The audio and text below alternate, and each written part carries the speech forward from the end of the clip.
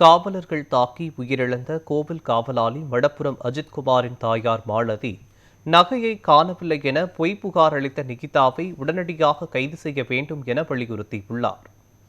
சிவகங்கை மாவட்டம் மடப்புரம் பத்ரகாளியம்மன் கோவில் காவலாளி அஜித்குமார் மீதான நகை திருட்டு புகார் பொய்யானது என்றும், எந்த குற்றமும் செய்யாத அப்பாவி அஜித்குமாரை காவல்துறை உயரதிகாரி ஆணைப்படி காவலர்கள் அடித்து கொலை செய்திருப்பதாகவும் உயர்நீதிமன்ற மதுரை அமர்வில் சிபிஐ தெரிவித்தது. இந்நிலையில் பேட்டியளித்த அஜித்குமாரின் தாயார் மாலதி, தமது மகன் மீது பொய்ப்புகார் அறிவித்தவர்களுக்கு அவரது படுகொலைக்கு காரணமானவர்களும் கைது செய்யப்பட வேண்டும் என வலியுறுத்தியுள்ளார். ரொம்ப நல்லா போய்கிட்டு இருக்கு. சிபிஐ சார் நல்லா விசாரிச்சிருக்காங்க. நல்லா பொறுமையா இருந்து நல்லா விசாரிச்சு நல்ல ஒரு பதில சொல்லியிருக்காங்க.